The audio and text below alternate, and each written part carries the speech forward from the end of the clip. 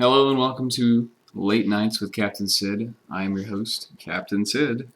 Tonight I have a wonderful German lady, Countess von Fingerbang, as you may know her. How are you doing, Countess? I'm doing fantastic. How about you? I am alive and well. Always good. Sometimes. Occasionally. When we're not being too macabre.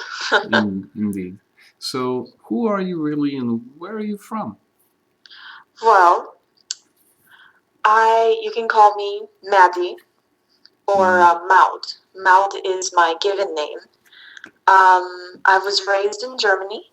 I spent a lot of time in Munich as well as Berlin.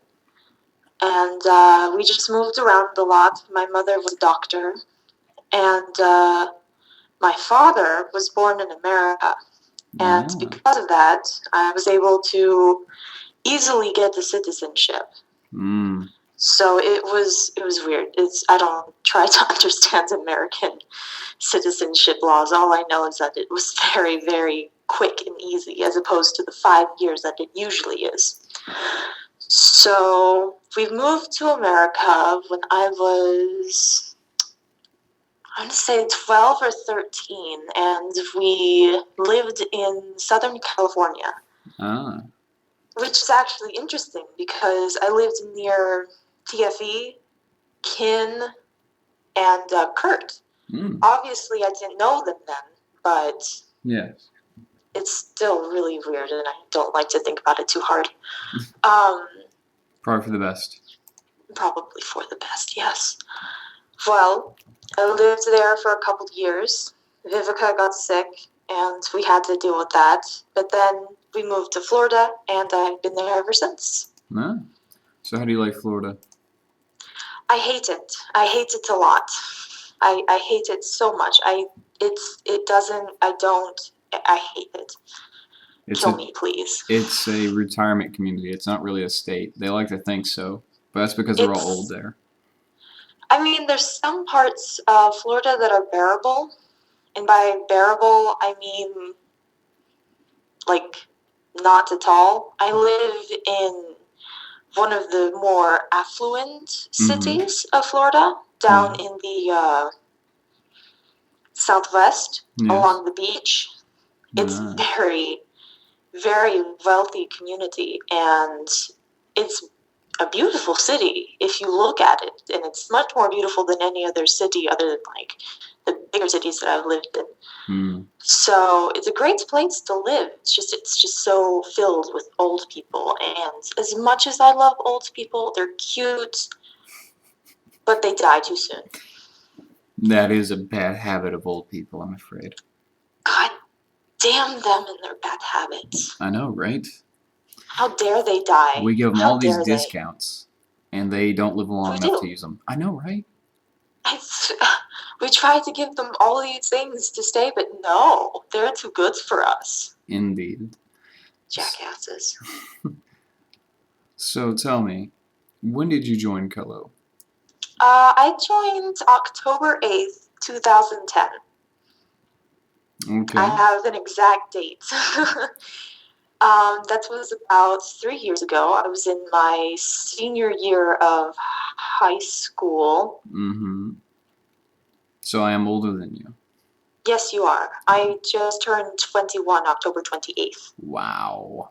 Yes, I went out drinking, and yes, I might be inebriated at the moment. Well, happy birthday. Might. Thank you. Regardless, so how was the community when you joined? The community when I first joined was very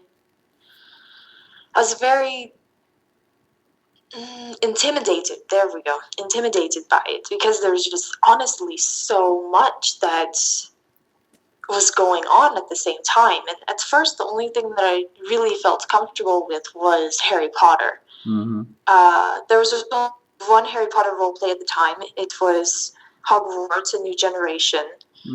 And quite honestly, you can see my evolution as a role player in that roleplay alone.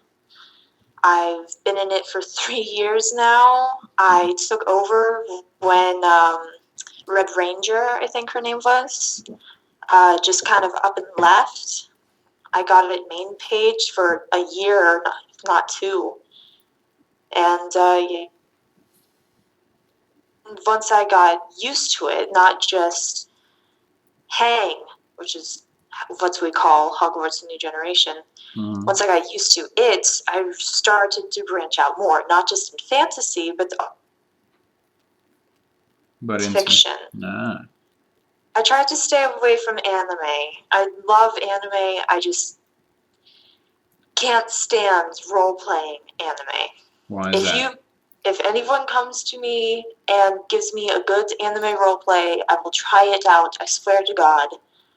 But I'm very, very harsh when I critique. So, and nation builders just scare the living shit out of me. Don't even, I don't know. Just think it's a real-time strategy. Well, I know what your real fear is. I know you're German, you're worried you're going to take over. I feel like some blood inheritance is going to well up in me, and I'm just going to go crazy, and I'm just going to kill the Polish people, if there are Polish people, and just take over everything. You know, your violent thoughts are very attractive to me. I don't know why. They're attractive to a lot of people. I blame my Nordic blood. It's it's pretty great. I love my violent thoughts. They're kind of fun. They make me giggle. I think they make you a balanced person. I think so too, because I'm so damn sexy. I have this voice. I mean, come on, Coloholics. Seriously. For reals. I need something to offset. It's like that graph from that show, How I Met Your Mother. Sexiness versus craziness. Yes. Yes, so I'm crazy. Be crazy. I'm full blown crazy. Full blown crazy. As the new country that is no longer America says, that is now named Murica, you're cray cray. Cray cray.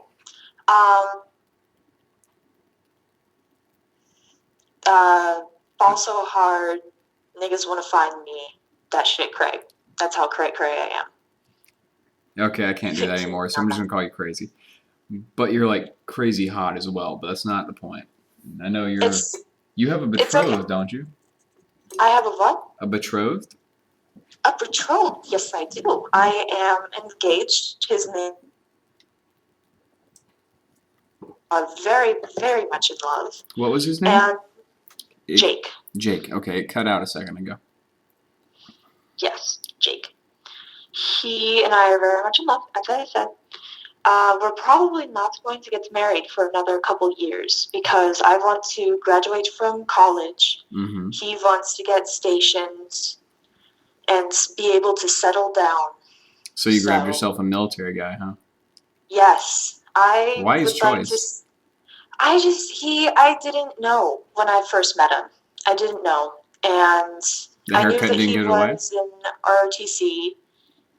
Oh, so he's going to be an officer. Yes, he is. He actually already went to LDAC and LCDC, so... What branch is he? Army. Is that the correct answer for that? I do not know. I don't know either. He's a butter bar. Okay, he's Army. And he wants to become a ranger. Okay. I believe in him. He can do it. But you don't know how many times I've heard lieutenants go, I want to be in Ranger. I want to be a Green Beret. And it's like, okay, LT. Got you. Well, I mean, let the boy have his dreams, okay? I have those dreams too. Well, I'm the wrong... Never let him talk to me about the experiences in the military. How long has he been in? I don't know. Good Lord. You're getting engaged to the man. You don't know how long he's been in service? I don't know his middle... No, I know his middle name. That's a lie. Let's see. He owes 8 more years. I know that. Oh my God, he's on his first enlistment. Oh my God. I'm I'm definitely not the man to talk to for him, though. Don't let him talk to me. I might scar him for life.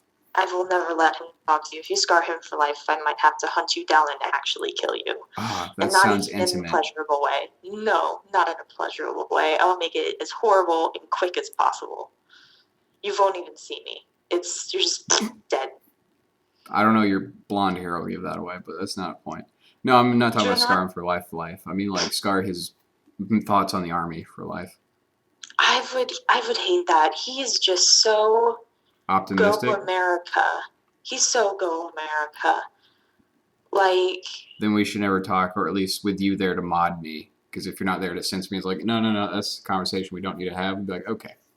So you like trucks, right? Yeah, I like trucks. Okay. Trucks, yes. Guns, yes. But back to the interview at hand. So what's your all-time favorite roleplay? My all-time favorite roleplay? Mm-hmm. If I had to say my own, I would say Chosen Fate. It's my love child, honestly, with myself. Mm-hmm. It's beautiful. So it's like masturbation. Baby. It's great. It's so great. Okay. But if I chose someone else's,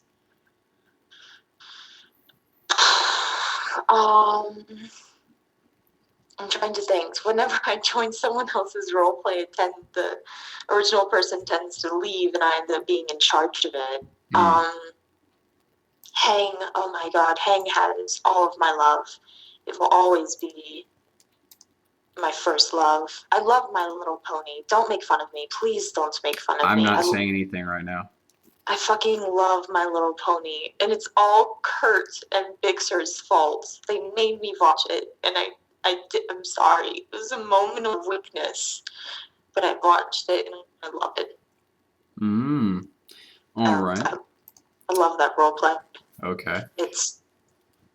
But that's not my favorite roleplay of all time. God, I know there's some roleplay that I was in that I just fell in love with. Dragon Riders of Pern. There. Alrighty. Dragon freaking Riders of Pern. I'm not even on the mod staff. I have nothing to do with it, but god damn is it epic. It's shit. Okay. Sorry, got chills. It's okay. You have Jake to keep you warm. Yes, that's now. He's off doing his thing. Okay, well, you have your own arms to keep you warm. So. I have things. I'll be okay.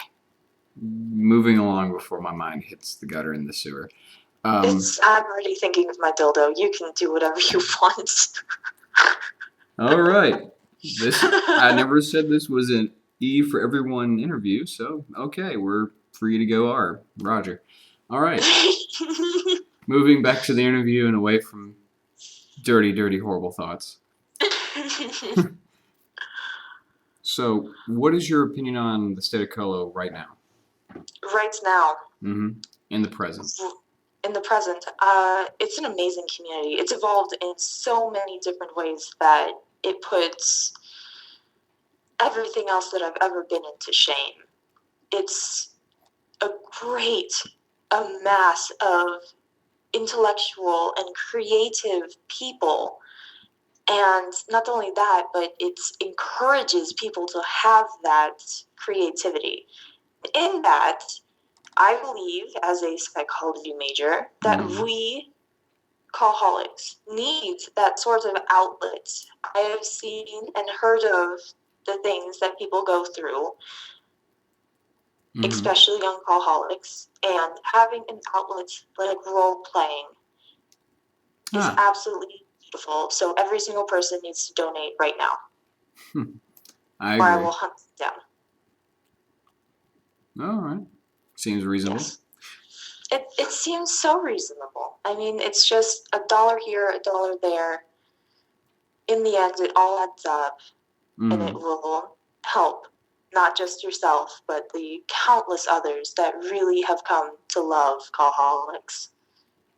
I'm just one person, and they're just one person donating, but it serves the greater good. Indeed.